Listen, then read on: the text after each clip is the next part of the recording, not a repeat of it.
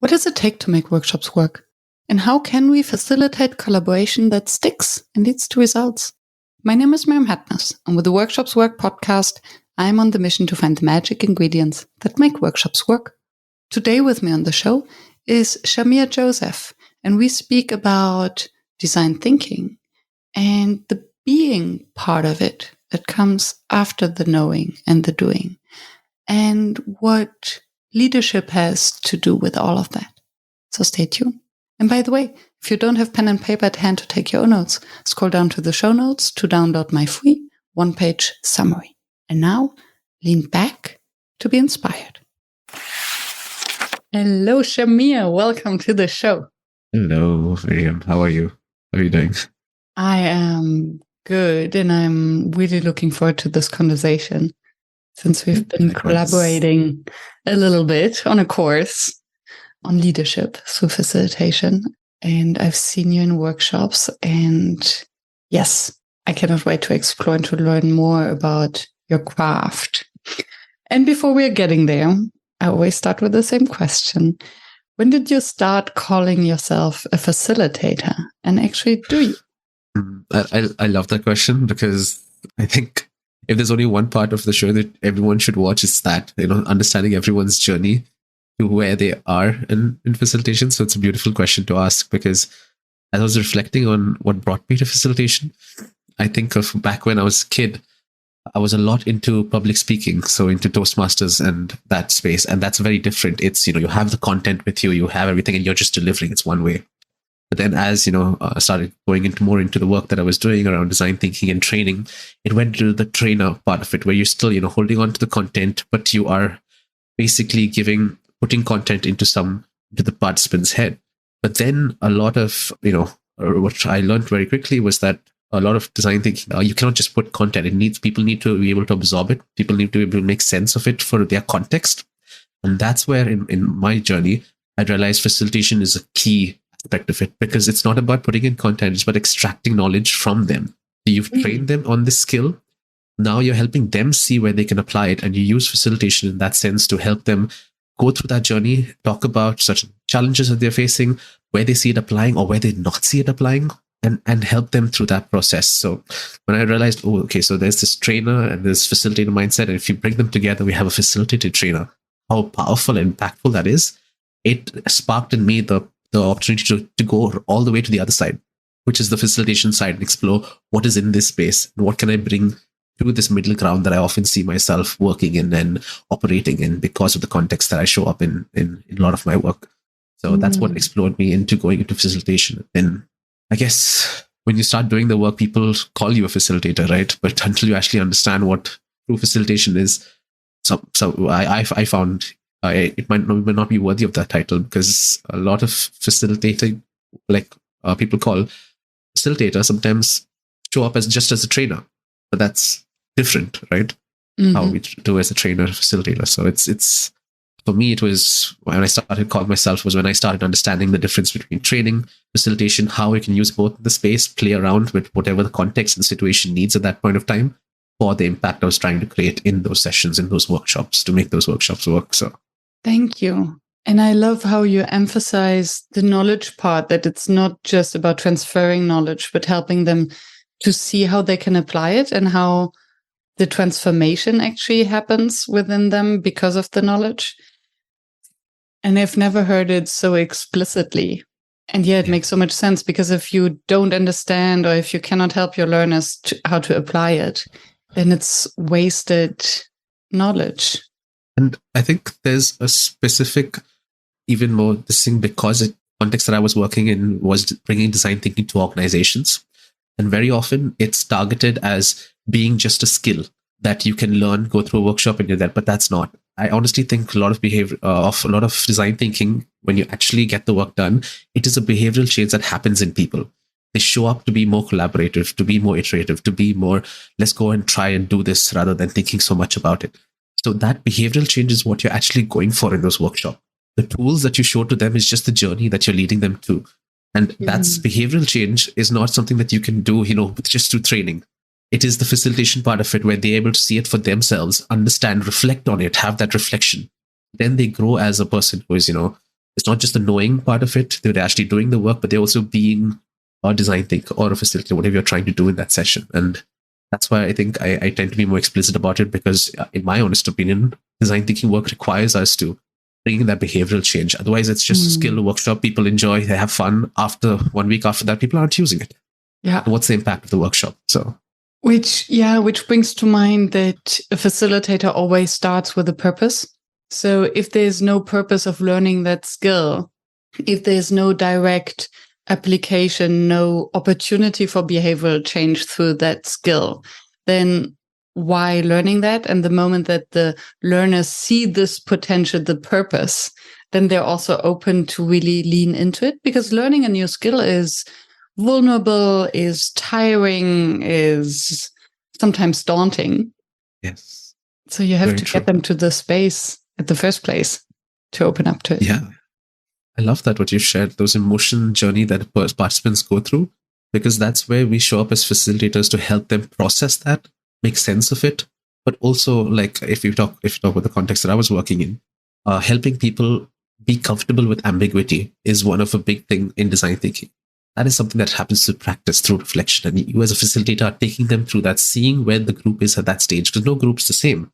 Some might need some more time because maybe they come from a different context where their work is very fixed.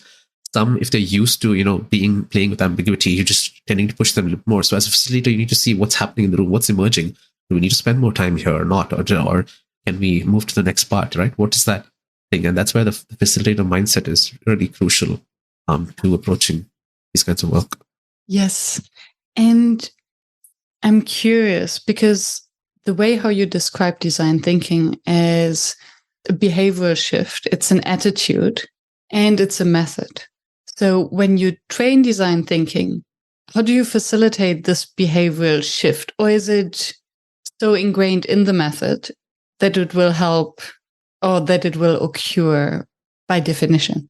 That's a beautiful question, because that's something that's I've been pondering on for a long time, is how do we get people to that stage where they start to be whatever it is? And that's where this framework of knowing, doing, being has started to emerge in my mind. I would say it's something I've tested, tried, understood, which is, at any point, and I think this applies for a lot of things that we're learning, not just design thinking or facilitation, even music for that matter, if you want to say, that there's something that you know about it, right? Some common information that you can get available online, you can find it in a place that you are easily find. Like you do a Google search, you'll find the things about knowing, right? About facilitation, it would be, okay, well, what are some starters to, start it off with? What are some important things to think of as a facilitator? These common knowledge. So that's the knowing part of it. And that's easy to find in this age that we live in.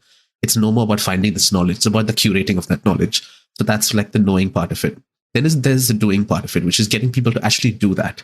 And they say, you're not really a facilitator until, if you've taken so many workshops, it's how many of times are you practicing what you've learned, right? That's where you start growing.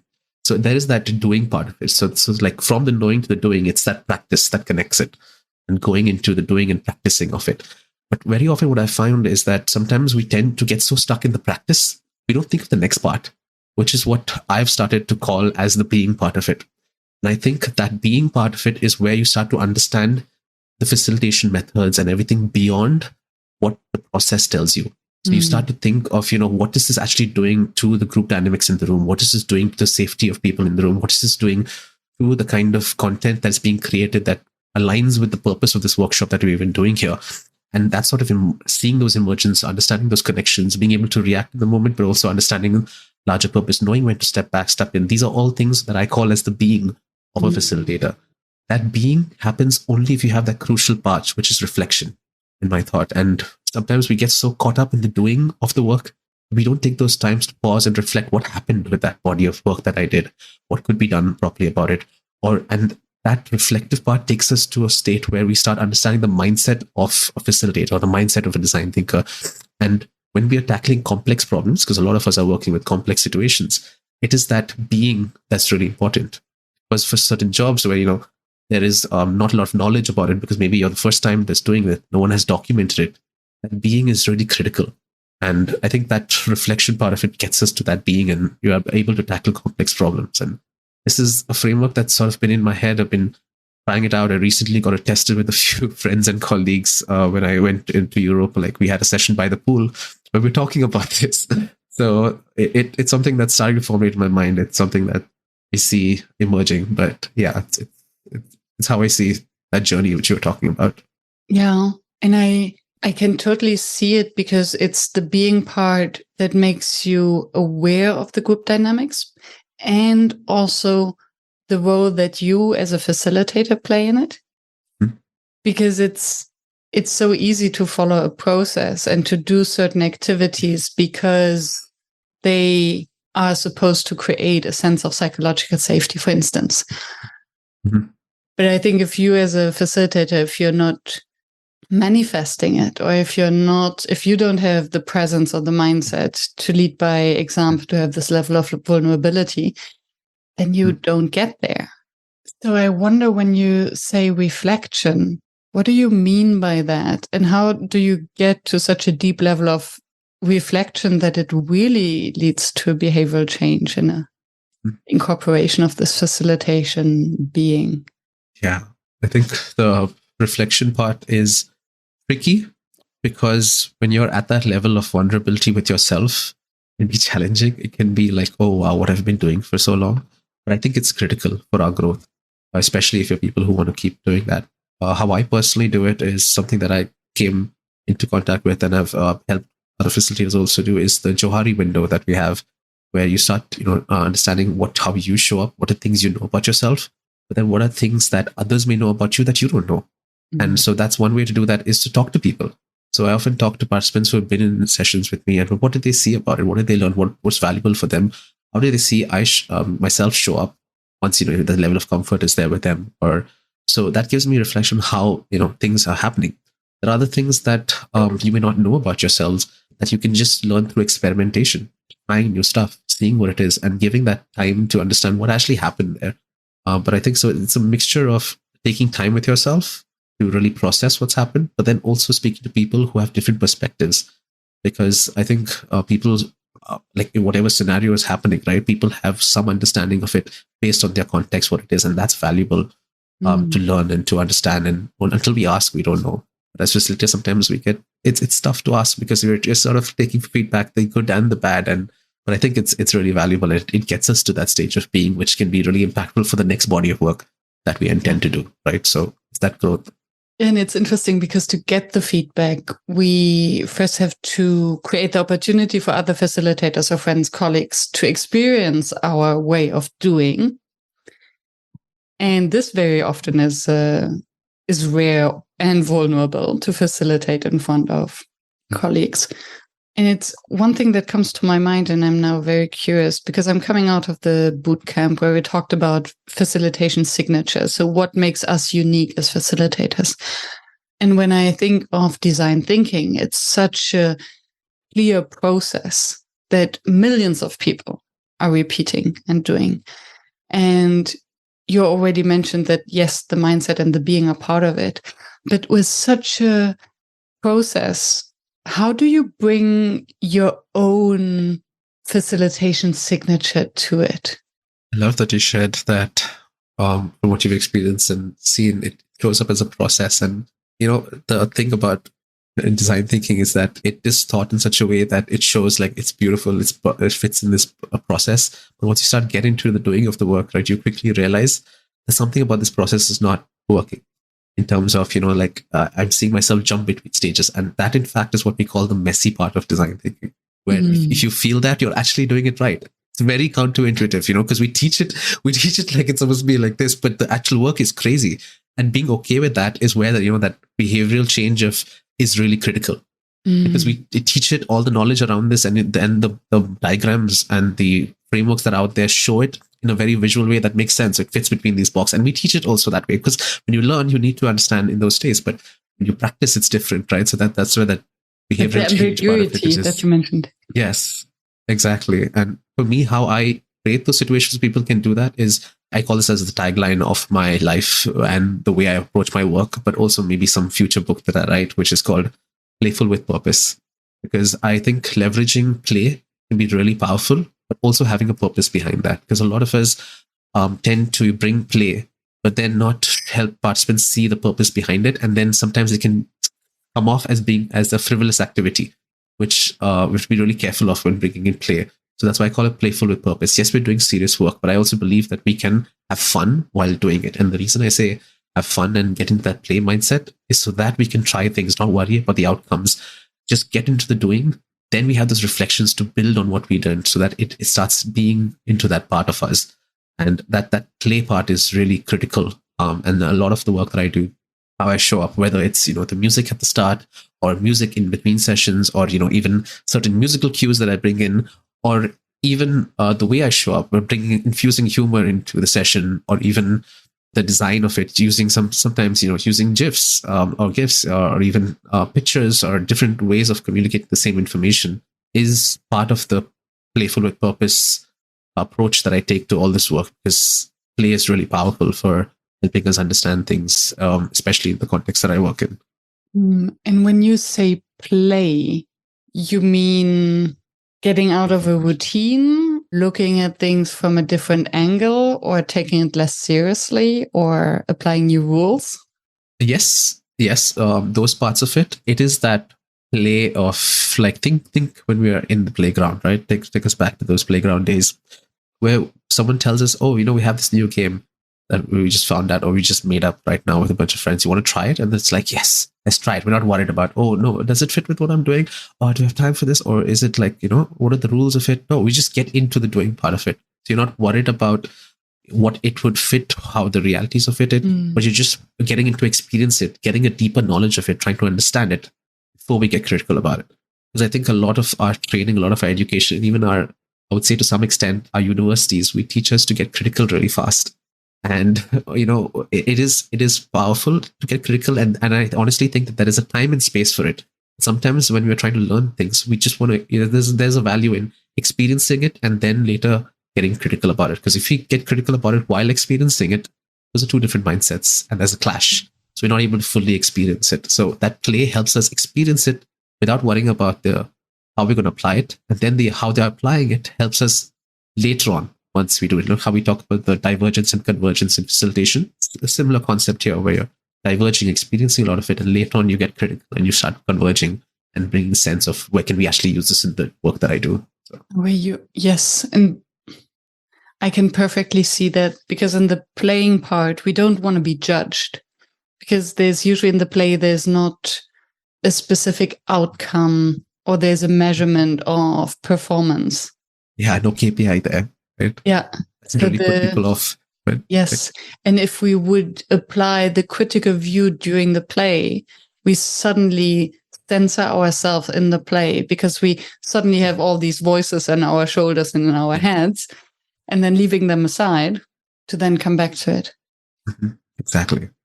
And still, I think it's difficult to actually then facilitate this mindset of play, because if you know that you will be critical or judged or evaluated afterwards, still will creep in to the activity.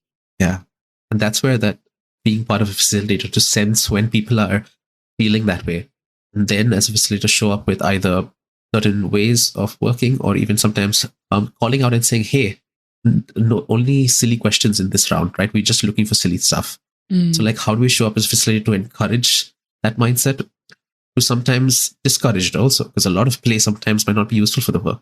So when I've introduced plays, people sometimes tend to go into the entire exact space where, like, let's just play, like, forget about the work that we're doing, right? Because maybe they haven't had that space to experience that, or it's just how they're feeling at that time. As a facilitator, we have to, like, bring people back and say, okay, play, yes, but with purpose, which is why I've put that, with purpose, that's there. So there is that thing that you want to keep moving people through, moving the group. So also sensing what the group is, where they're at, where they need to be for the kind of work and the session that is designed, and how we're taking them through the stage. Yeah, it's interesting, right? Because when you're a child, every play is purposeful, because play is basically experiencing and practicing being an adult. Yeah, exactly. And then suddenly the purposeful play is then how do you design the invitation to play, or the prompt, so that it becomes purposeful and easy for the participants.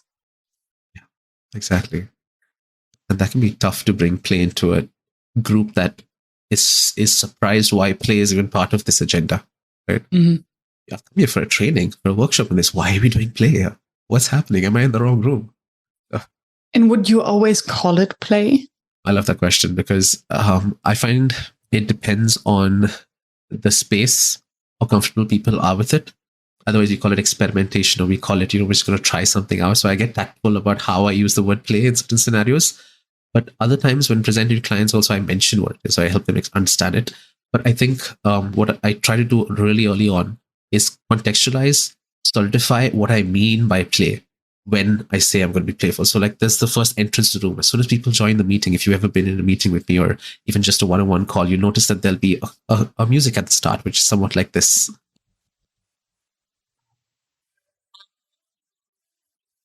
It almost sounds like a podcast intro that you're like on a show. Yeah, it's a podcast intro with that jazz bit that's just perfect, way to intro. And when people join a session with music there, the first thing is like, what is happening? Mm-hmm. Where is this coming from? So that's when I quickly tell them, hey, you haven't left any Chrome tab on. It's not it's me. This is just how it is. And they're like, oh, music. And then they're hearing the music. And this is the power of like music, is that it helps us feel those emotions without even telling you. So I can get you to that happy state by doing a process, but then we're doing something. Here you're just listening and you're already in the happy space. You're smiling, you're dancing along. I have something which is a dance music as well, which I can play, which often gets people into dancing without me saying, hey, let's do a fun picture or something like that. Right? This is the dance one, if you want to hear.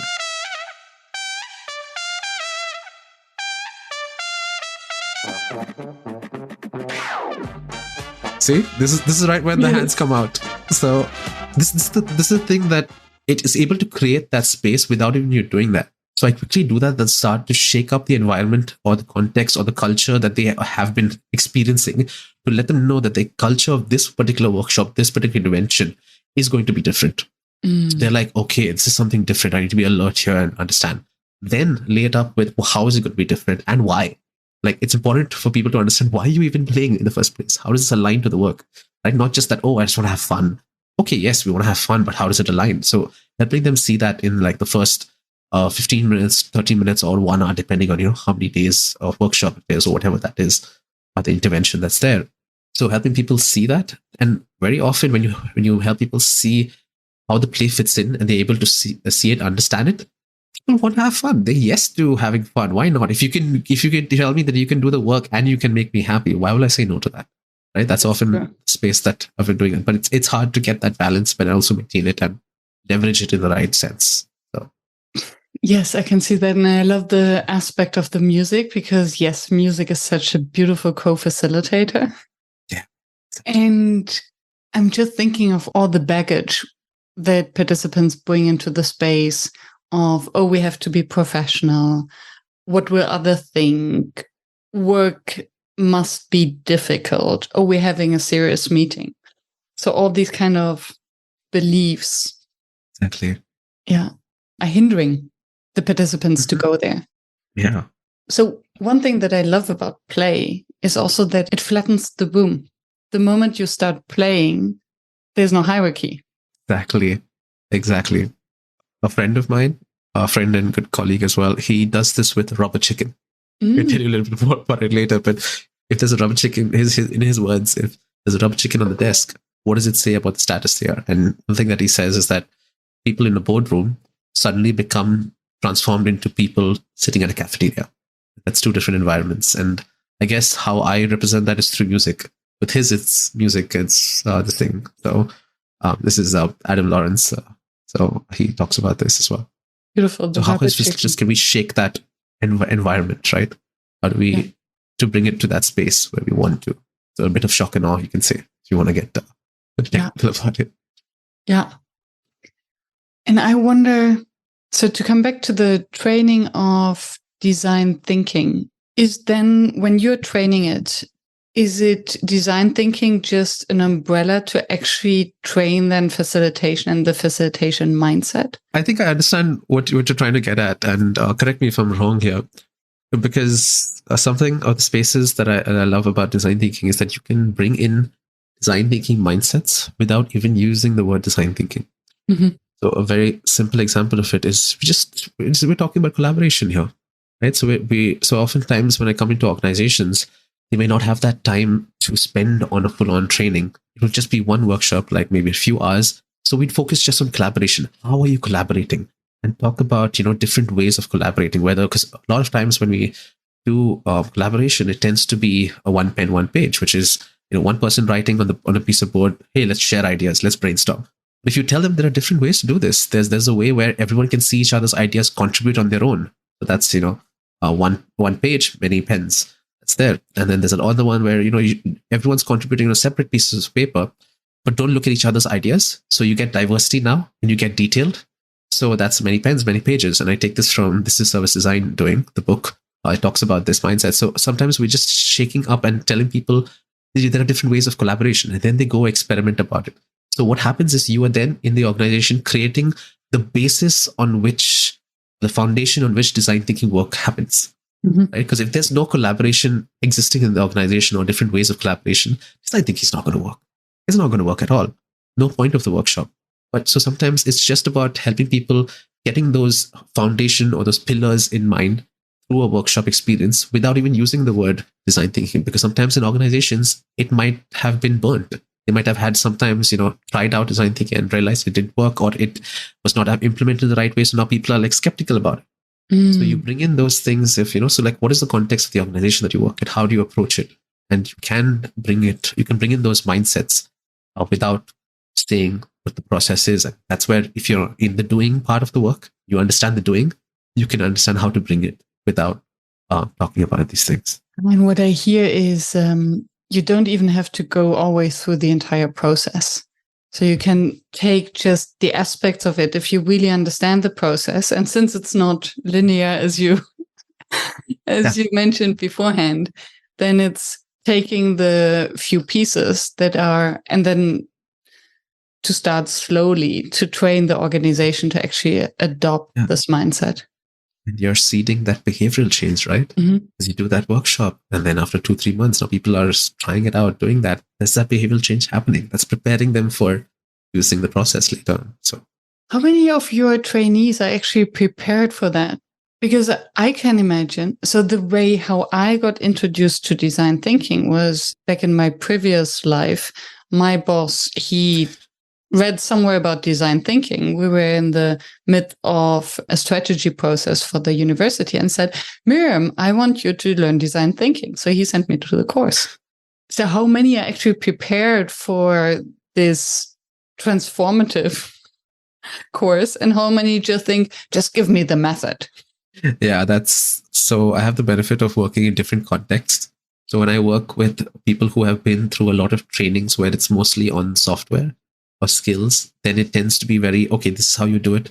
These are some things around it. And okay, you can go ahead and apply it because it's skill-based training. Now they've come to design thinking, which is advertised to them as just being skill. Oh, it's just another skill you can learn for the workshop you can do. So that's the mindset they're coming with. But hey, I'm saying, you're going to spend time with me. We're going to go through this. But even after this, you're not going to be able to understand design thinking. So helping people understand that it is a longer journey.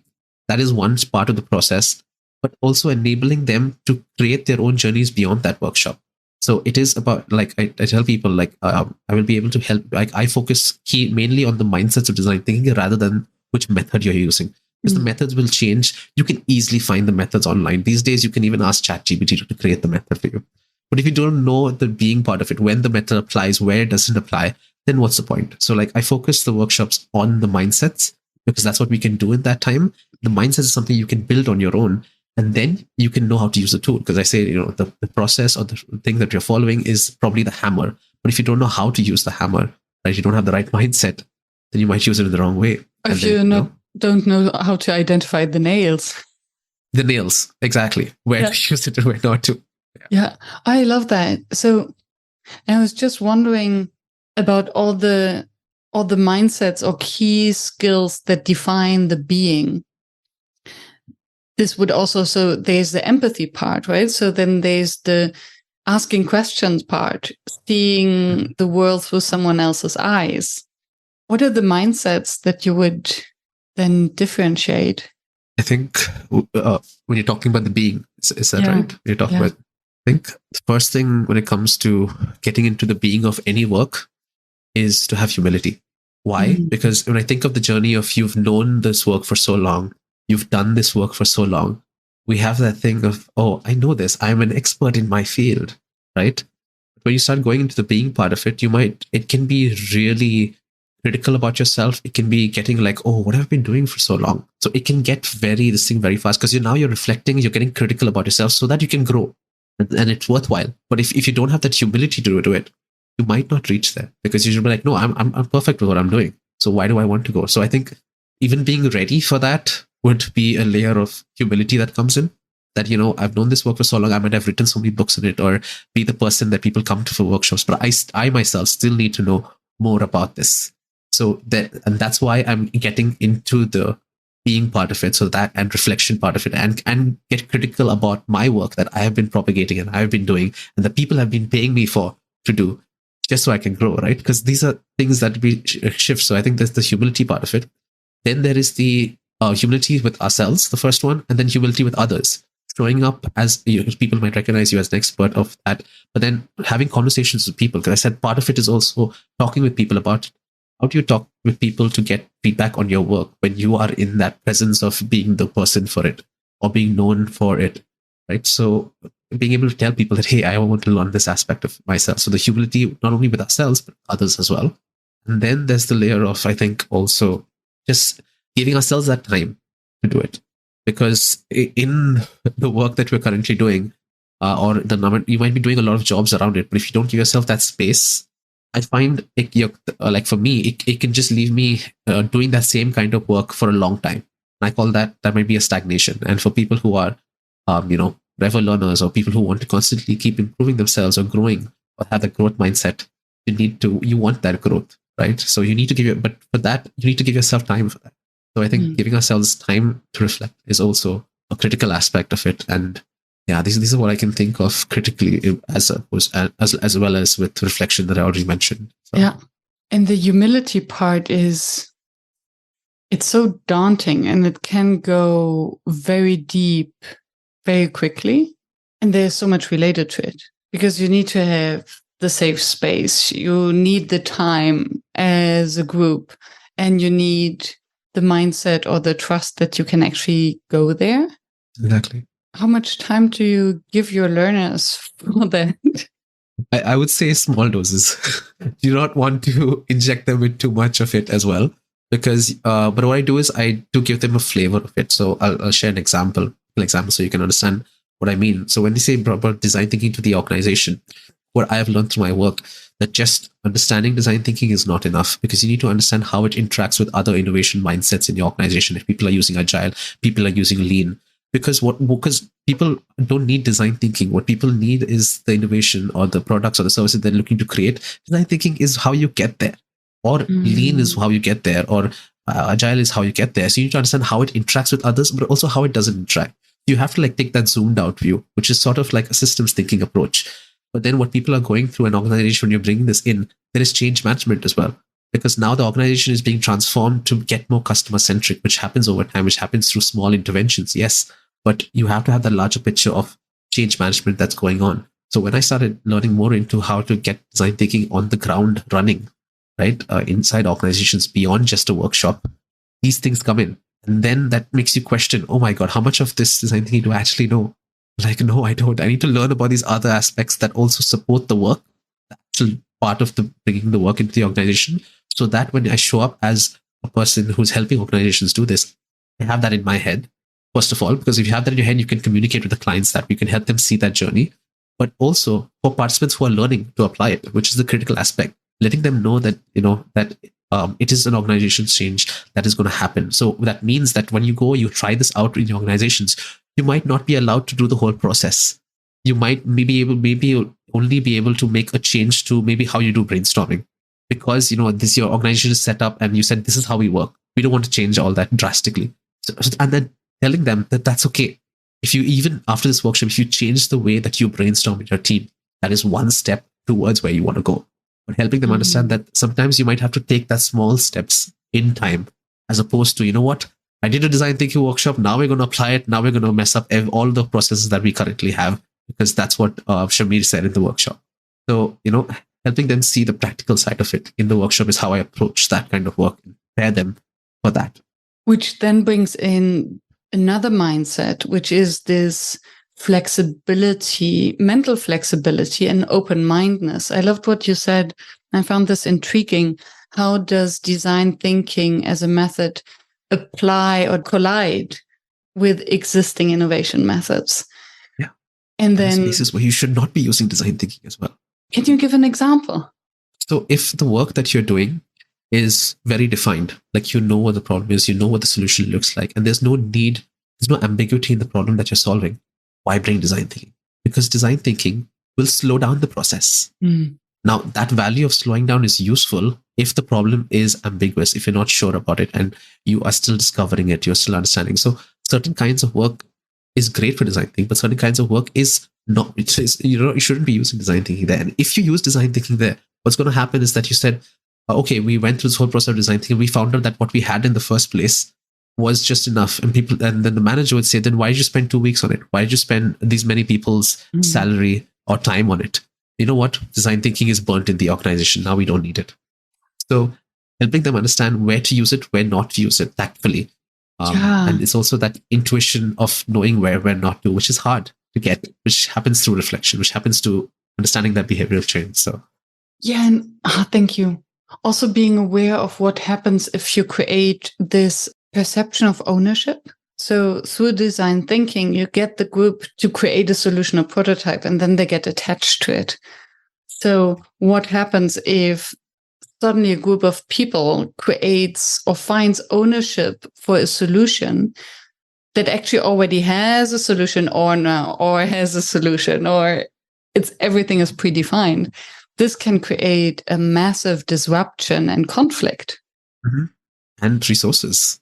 Yes, and people who are giving that check mark, let's do design thinking sprint now, or let's spend time on design thinking. They'll be like, do we actually need it? Because we already knew this. So, it can burn the name of design thinking in an organization. Yeah. So is the solution then that if you're working in the space of innovation, it's not enough to just have this one method, because actually you do need to know all the methods to then speak the language of the people who are in there, and also to say, okay, what other methods can we use, or how can we mix and match them? Exactly. You've put the nail on the head there. And for me, I think that's where not just the knowing part of the work, but the being part of the work is critical. Because when you get into the being part of the work, this is when you start to see this. This is when you start to question, this is what I've been thinking so far. So then you realize these other things that are out there that you need to at least understand, see how it works or doesn't work, and start to think along those lines. Because if you're not thinking about it, you sell it to your client goes, uses it. 6 months after that, 1 year after that, they're going to face that out. But if you tell them at the start, you help them in the journey, you can get them through that process, right? Because you see those connections. Yeah. And then I think, especially in the implementation of the idea, so what comes after design thinking are then the agile and the lean methods to really keep the momentum going, right? Because there's nothing more frustrating than going through a design thinking process. Then hooray, we have the prototype, and then nothing happens. Yeah. And the whole time we spend for the workshop, like I feel the real value of if a workshop works, sorry to take the name of the thing here, but works. The idea is that, for it to work, it should be like the impact after the workshop. That's what I'm always thinking of when designing what's happening in the workshop. The before, right? So like what's happening in the organization before I even come to this, what's happening in the workshop, but then what's happening after as a result of that, right? Yeah. So then that's when a workshop really works. Otherwise, you're just doing it for that moment, which isn't impactful work. Yes, you'll get paid for it, but it's not impactful work. So yeah. Or you might have outcomes like better team communication, but it's usually then not the purpose. Back to the purpose. So what makes a workshop fail? Wow. How long do you have? As long as you need. I think if I were to put it in, I wouldn't say one word, but a few way, because rather than saying, critical stuff, I'd rather give a mindset by which we can check the workshop fails is, I think, empathy. And I think this comes from my space in design thinking, where I leverage a lot of empathy to understand what is that journey that people are going through. And when facilitators do not do that, think about what are people bringing into the session, what is happening around beyond what you're training them on or whatever you're facilitating on, understanding the larger picture. So if you are not being empathetic about their situation, then it can lead to failure. So what I mean by that is not only understanding in the terms of the work, but also understanding why sometimes it's okay to have videos off. And I know this is, oh, what are you saying? In a workshop, or you're having an online workshop, it's okay to have videos off.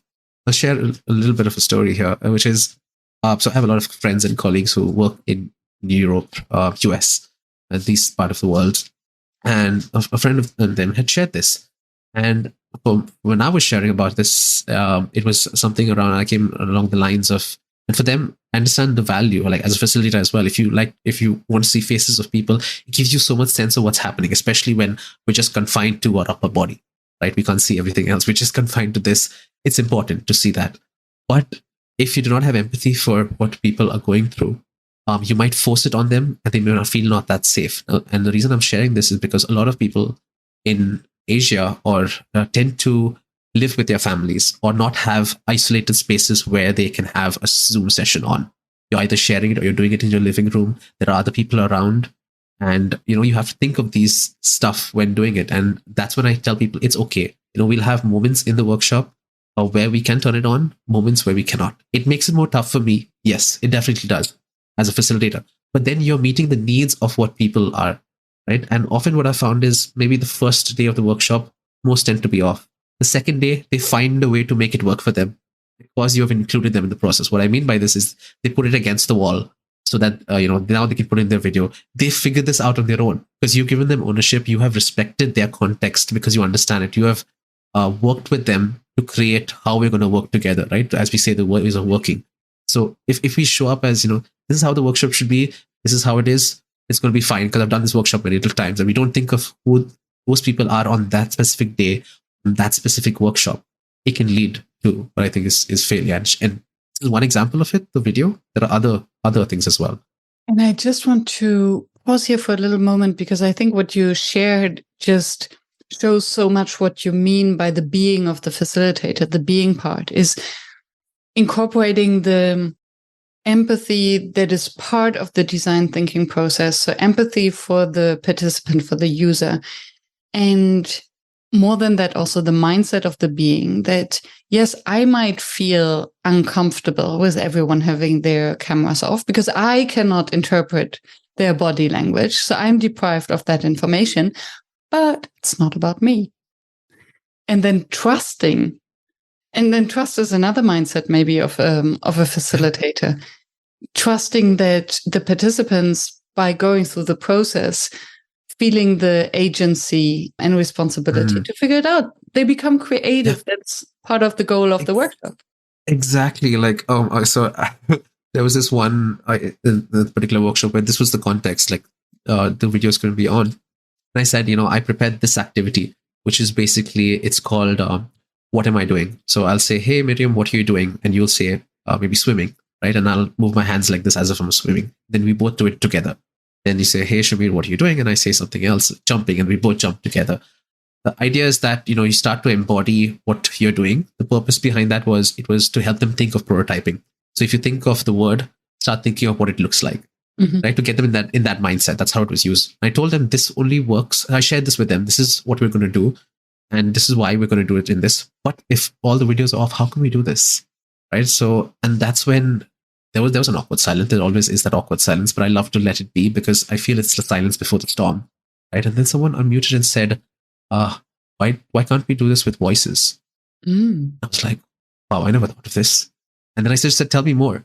And another voice said, okay, so what do we say? What are we doing? And then we make noises, and then everybody has to now make those noise, whatever that is. And we had different people doing this because they couldn't come on video, or not all of them, and they were doing it with the noises, and it worked out great with these noises. And I could have never thought of this. I could never have been so creative, but there was that trust that yes, I'd leave it with you. Let's make work for us, right? Let's make this workshop work for us, and then they came up with it.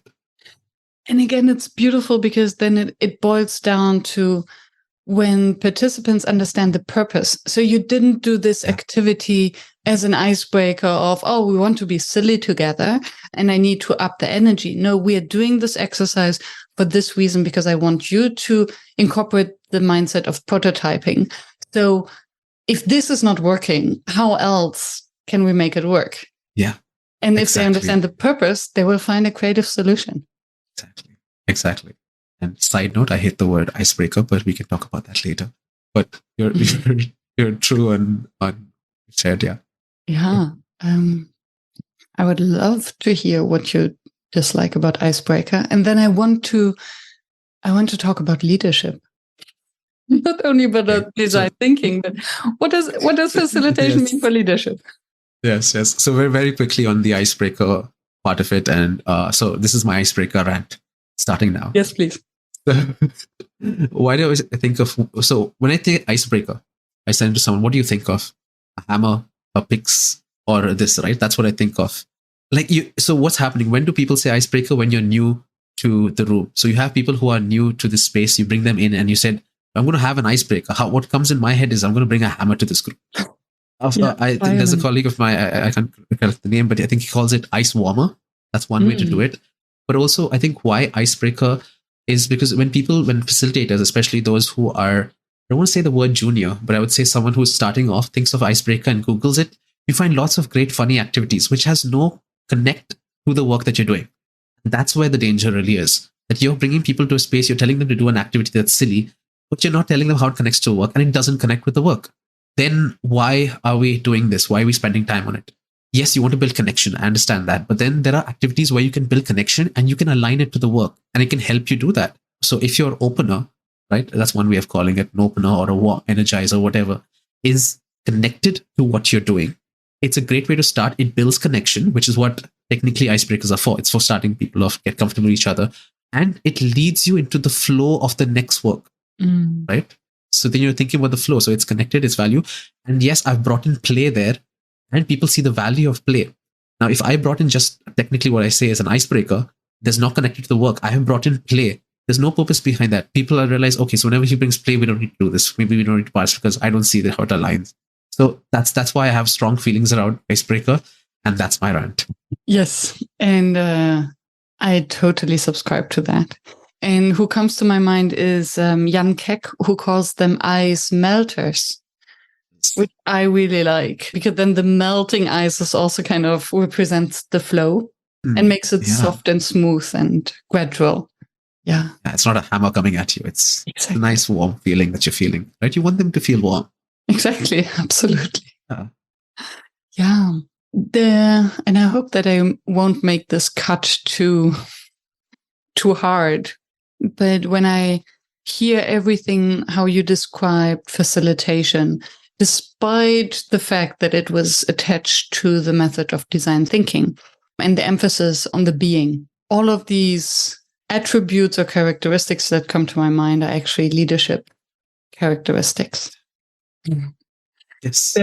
Yes. So how do you think, and I would think that leaders, air quotes, the traditional leaders, are not those who would sign up for a design thinking course because they're less in the operative. So where do you see the relation between facilitation and leadership, and how do we get leaders to learn facilitation? So in my honest opinion, when I think of facilitation mindset, leadership mindsets, I think it's almost the same. I don't see a distinction. And I'll tell you why is in that space. Because when we think of facilitation, and I share this with people, that if you've been living with people and interacting with them and finding a way to work with them, you have been doing facilitation. Simple as that. Because that's what facilitation is. You're trying to make the process of working with each other or doing something together easier. Whether that is booking a trip to a certain place, or that's finding a restaurant, brainstorming, finding a restaurant, you can use facilitation. That is a facilitation mindset.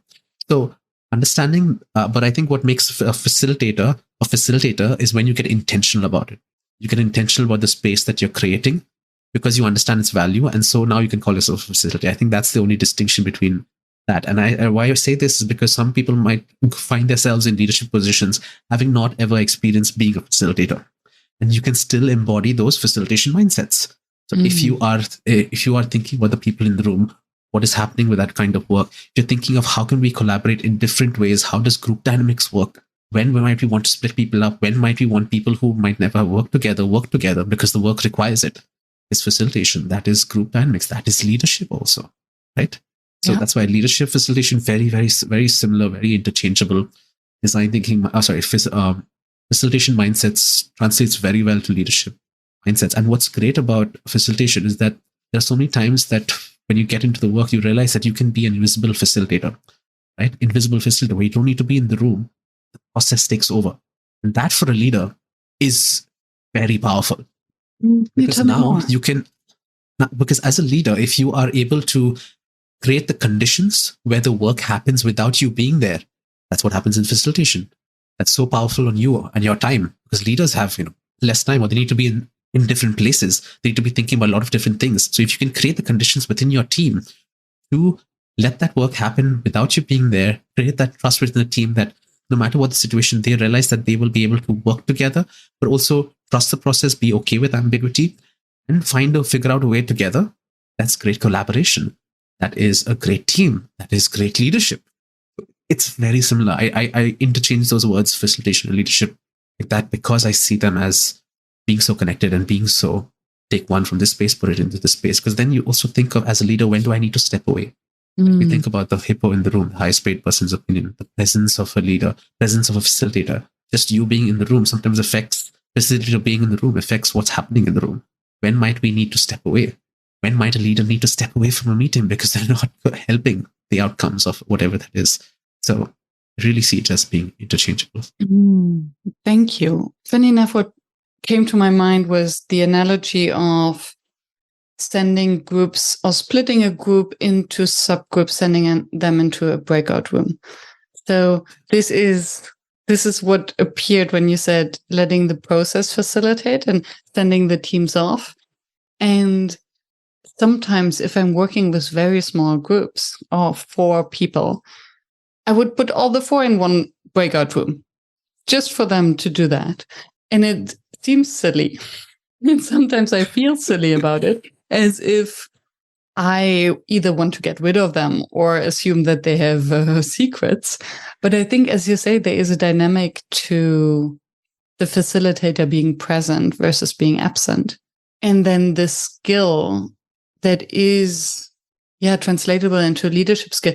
How do you define the instructions or create a prompt that the group can run with and make it their own? But exactly. So it is the prompt that helps you get there.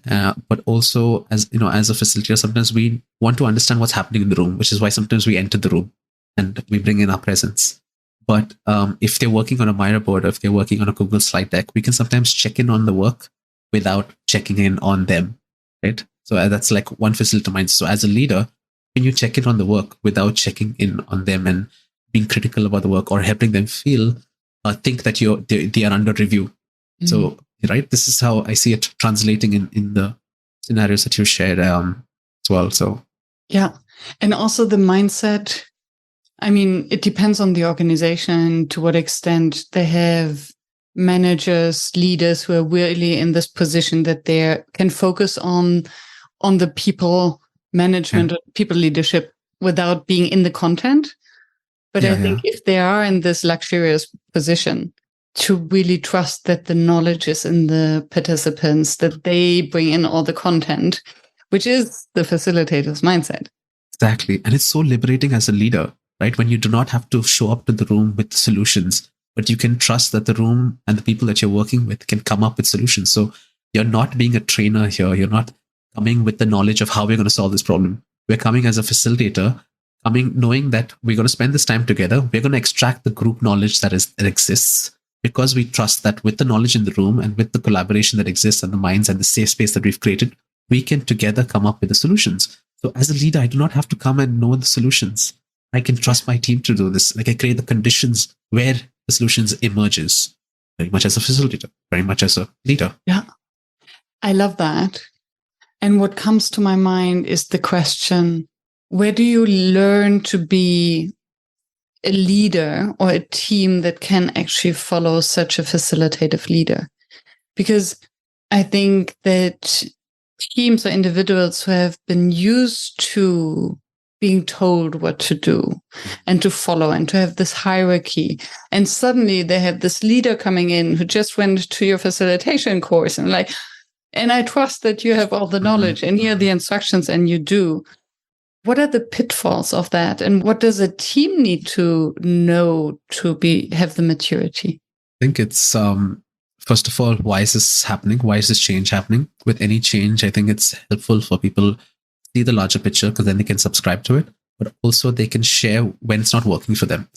As a leader, as a facilitator, when you realize you're bringing this in and maybe they're feeling this emotional thing of, you used to tell me what to do and I used to just go and execute it. Now I have to figure it out. I'm feeling scared, like what's happening? I don't know what's going on. As a facilitator, as you see that happening, as a leader, you can then take the action to create conditions where those emotions are shared, where you realize that maybe we don't go drastically to the one side. Maybe we have a collaborative session where we talk about what that work would look like, but I'm not going to tell you what it is. We're going to figure it out together. Then the next time when we do that work, you can do that on your own, or you can do that with your colleagues. So it's that step-by-step, this thing. So understanding if it's such a cultural change for that person, it has to happen in small steps. So that we do that in workshops. We understand, okay, then the scope of this workshop is only so and so. And the next workshop will target this particular scope. Then as a leader, same way, you understand that the scope of maybe this project, the collaboration will look like this. But from the next project onwards, I expect you to take up more of a role in leading this. So that's how I see it happening and that change happening over time and how facilitation and leadership. So thank you. Where again, the mindset, the being comes in of sensing that there is a disruption, being mindful and empathetic that something is changing. And then not trusting in the process in this case, because it's not about or cutting down, adjusting the process to the reality to meet the people where they are. Exactly. Which is a very facilitator's mindset, right? Yeah. Where do leaders learn that? So where to start with that? Because yes, it brings in the humility and I wonder whether I wonder how to get there, because I cannot imagine, or I see only very few leaders who would sign up for a facilitation course because it sounds so operational. I think that is where the mindset is really important, because you can learn this even if it's not a facilitation workshop. If you are a person who is collaborative, you are a person who sees the value in this or prefers to work in that way, you would sort of start to embody these things and show up in a space that shows that you come with that mindset of it. I think it comes back to the same thing of what I shared earlier, which is do design thinking, or to help people do design thinking. You can even do it without sharing the word design thinking. So here you can teach the mindsets of facilitation to leaders without even using the word facilitator. Now, if you are showing up as a person who does a lot of facilitation, if the course is designed in such a way that it draws those parallels, then you have to use the word. You have to make those connections. But you can share it with them if their intention is, to train other people in this. You just talk about those mindsets. Talk about how can we build those mindsets. You don't have to talk about where it comes from, as long as it works for you, right? Yeah. And they're not calling it facilitation, but leadership. Yeah. That's why I say those words are so interchangeable for me that I don't see a difference so much that it.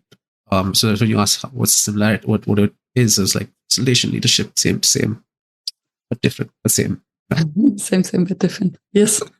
What remains your number one facilitation challenge? My number one facilitation challenge. So I think for me, I'm a person who, there's a bit of context I have to share about this. I'm a person who likes to keep trying new things, experimenting, building on it, and growing, learning. That often means that if I'm doing the same context of work, very similar context, again, there are certain things that you would expect that it would almost be the same, but I show up in that space of, let me redesign this, let me think ahead, which means that my creation times for certain projects might be more longer than it probably should be. That's a personal thing because I like to try new things, which also can be scary for the client, because if you tell your client that we've run this multiple times, but we're still going to experiment on this. You tell a client that you're experimenting in the workshop with it. They're like, oh, what's happening? Like, no, this is supposed to be done. And, this is the process, how we do it. And we fix this. Now let's go ahead with it. But if you're, and for me, I'm a design thinker where iteration is such a big part of it, that we want to have the small iterations. We want to bring in experiments and continuously improve it. But that word improve might mean for that particular client or that leader that the work is not there yet. That's not the case. Like when I say improve, I mean let's get to the next stage. But when they hear the word, that's they understand something very different. So this has been a challenge for me to know when to use that to help people understand that. But also I tell them that even if I've been doing this again, I'm always going to bring something new to this, something different to it, because that's how I show up. And whatever I'm charging is inclusive of that. So I'm not going to charge you for this, but my rates are basically for that particular workshop, even if I've done it multiple times, but also the adding additional stuff. It's hard to tell people that you're running this multiple times, but you still are charging for basically creating new stuff. Like, why is that happening? So, but that's the way I operate. That's what I found value in, that, it's not the same thing, copy, paste, no, control C, control V. It's not that. It's different context. You have to add stuff, move stuff. Sometimes you learn things along the way. Yeah. That's the process. So that's a challenge for me, I would say.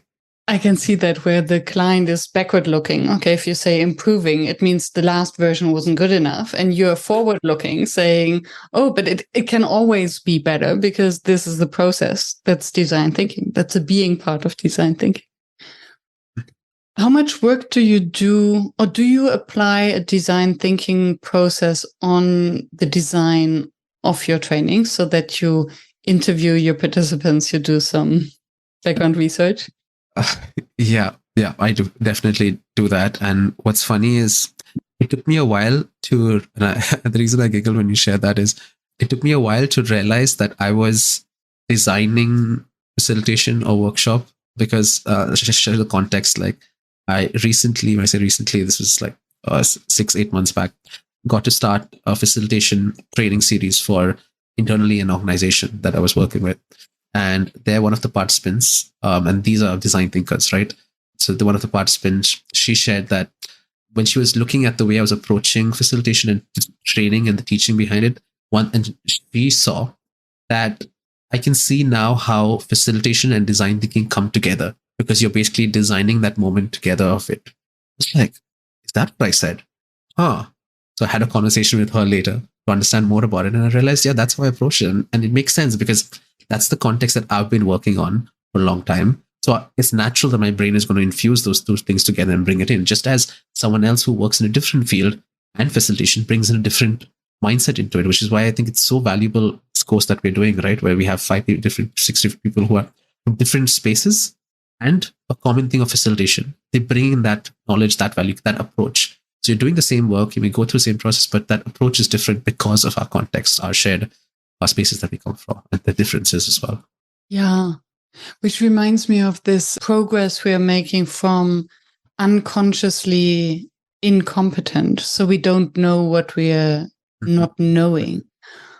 This is even before your knowing stage, and then you learn on the content, and then you're getting into the doing stage and you're becoming better, and then you're consciously incompetent, and then at the end you're unconsciously competent, where you have incorporated the work so much that it becomes second nature and you don't even realize how much you apply it. That's where the reflection part of it is so critical, because if someone shared it, it's easy to say, okay, and then move on to the next.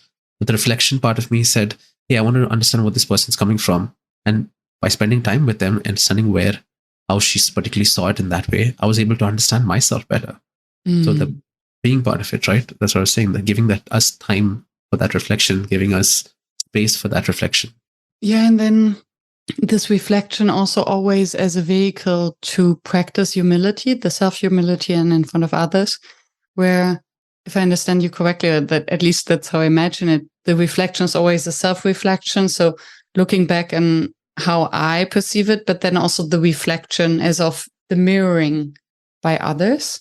Yeah, with others as well. So getting feedback from others, seeing how they perceived what they saw, why they saw it that way, and what they saw in you that you didn't realize. Because oftentimes we don't realize our superpowers until someone says it. Like I didn't know I was good at explaining things, complex things in an easy way until someone told me this. And that made a shift for me. And I was like, maybe I should get into training because that's basically what it is. So people see your superpowers, you don't see it. So it's helpful to speak to people on why they see what they see. Not in a way that is, I just want to glorify myself. No, I want to understand myself better. People often want to help you with that. So yes, and true, because our superpower, I think it's who said it, that it's the unfair advantage, is what we are doing so well, and it's so natural to us that we don't even realize that it doesn't come natural to everyone else. Exactly. And hence we cannot see it by definition because we think that it's just a normal thing to do. Exactly. Yeah, and funny enough, that's how I got to podcasting. Because people were telling me, Miriam, you ask interesting questions, you're a very good listener, and you want to do something about the fact that nobody understands what facilitation is. So why don't you do a podcast? I'm like, Exactly, right? Exactly. So like we find that space, and I call this like a Venn diagram of 3 circles, right? Find the space of something that you're good at, something that you enjoy doing, and something that you can get paid with.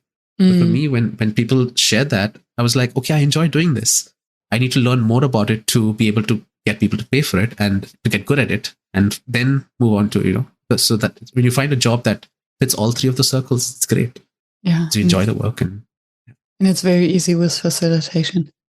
And maybe that's the reason why many facilitators undercharge. Because they're good at it and it feels so good. I'm guilty of that so bad. Yeah. Yeah. Yeah. That's I think that's a very interesting thing that you mentioned. You have to talk about that later. Yeah. Yes. We have to and I think it's also like because a lot of us facilitators work alone. And I say this because I know that I think Session Lab had done this in 2022, the report on facilitators where they talked about a lot, like high percentage, I don't remember the exact numbers, but high percentage work alone. So that's what I feel, these collaborative moments where a chance where we get to work with each other is really critical, because then we get to learn these things, people get to do this. But if a lot of facilitators at least people who identify themselves as facilitators, let me put it that way, are people who are working alone, then they might not see these things. So it's important to create practices where those reflections happen, or those discovery of superpowers happen, whatever you want to call it. Yeah, and these opportunities where we can collaborate and then sharpen our facilitation signatures or identities. And that's what I find so fascinating about our collaboration on the course, that we are 6 facilitators all in the same community. And I think you through co-designing a module together, I think the impact on the opportunities you create for the learner, but also for yourself. Exactly. Are just incredible. And I wonder why it is that facilitators don't collaborate more. I've been thinking about this. I would say this is not a very formed idea.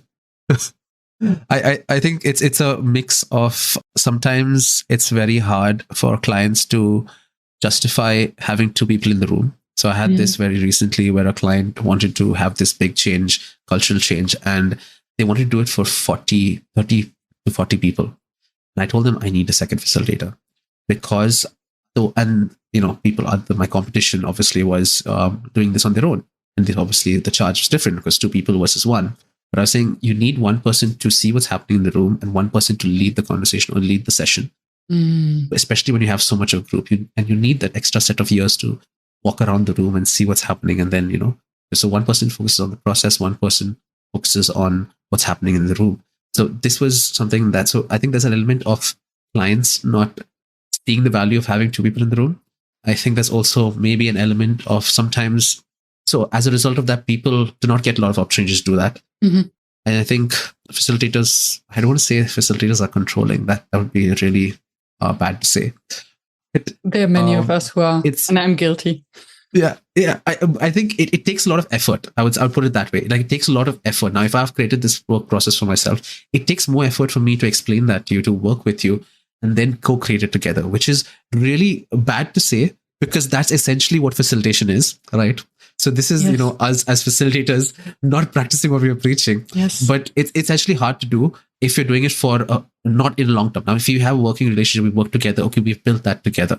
So it is tough to do it when it's just a small project. But the value is so much that I force myself to have a lot of collaborative sessions in a year. Like I do this intentionally, whether it's a paid session, whether it's an unpaid session. Most of them tend to be for IAF, whether it's the conference that's upcoming or whatever. Get myself into situations where I'm working with people who I haven't worked with before, just because it helps you learn so much more about yourself, but also learn so much more what other people are doing, how they're doing it in that space. So I think there's that element also that we're not used to doing it, maybe because the work doesn't allow it, or clients don't see the value of it, whatever in that case. Or I've seen sometimes people undercharge for each facilitator just to manage that so that they can have two people in the room. So it's tricky. Yeah. But interesting. I wish we had more chances to collaborate. But what comes to what I hear and what you say is, I think facilitators, we can learn to have better arguments when it comes to negotiating with our clients, because I think, yes, one is there for the process and one is there for sensing the room. I can also see how one is there to listen to the words and one who's there to listen what remains unsaid. Exactly. And I think if we can help our clients understand why it's important, and then maybe we are just undercharging full stop, because if we're charging low fees, then the stakes for them are not so high. So they don't have as much skin in the game. So whether it works or it fails, doesn't matter. But if the stakes are higher and we tell them, okay, so we do need someone else, because otherwise we won't get to the results you need. Exactly. Then also it's a lower increase percentage-wise.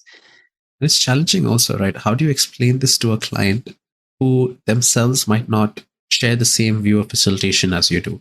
Because a number of times I jump into a space and essentially, like, people who are trainers call themselves facilitators. People who are facilitators call themselves facilitators. So there's no shared understanding in the world out there about what facilitation really is, which is why I really love the work that you're doing here with this podcast, right? People can understand about what facilitation is. I love the work that IAF is doing, National Association of Facilitators, where they're trying to spread the message of what facilitation really is to people who might be hearing this for the first time. Because unless people understand what the work is, you will find yourselves, and at least I personally find myself, explaining to people what I mean when I say facilitation.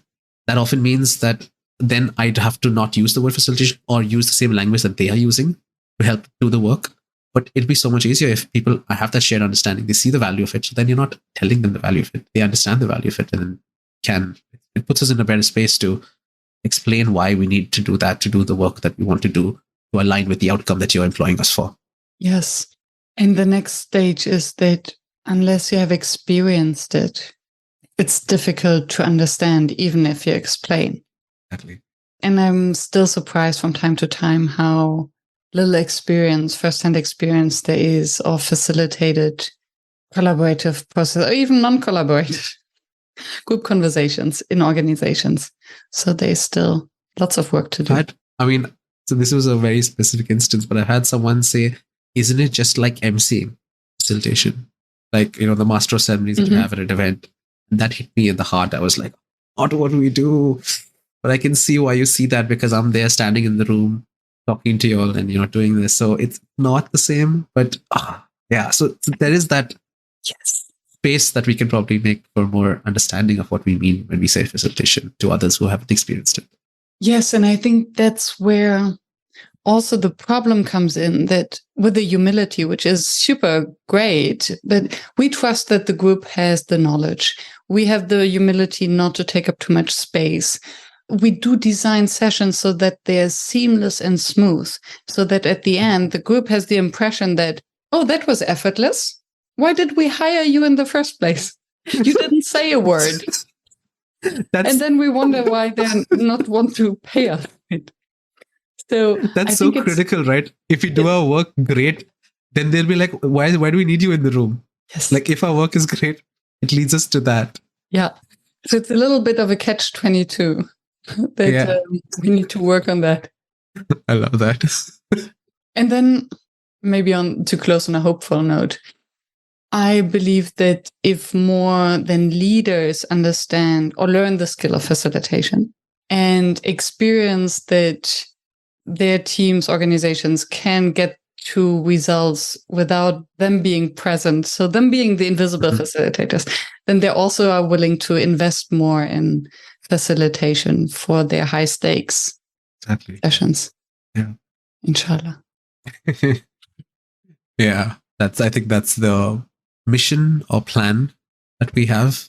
I think you with the work that you're doing, myself with the work that I'm doing, and I think the work we're doing together as well, to get that message out there. What is facilitation? But also, the definition of what is facilitation depends on the different kinds of work that people are doing. Just look at the podcast list that you have, right? If you listen to different things, you'll be like, okay, facilitation is this, but it's also this. Or it can be this as well. It can be also this. Wow, what is going on here? Yeah, it's true. And facilitation is also leadership. Yes. Thank you so much for your time, pleasure. Insights. Thank you so much for this conversation, Miriam. It's been beautiful. Thank you for staying tuned and for listening until the very end. I hope that you found the inspiration and the wisdom that you are looking for. And I hope that you will subscribe to the show so that you never miss any of the interviews with another inspiring facilitator from across the world. I'm devoted to continue this podcast and to deliver weekly an episode that maintains the quality that you expect and you deserve. And if you would like to help me to maintain this quality and to keep the podcast free, please help us. Visit workshops.work/support to make a small donation to keep the podcast free. Thank you so much. I hope to be in your ears next week.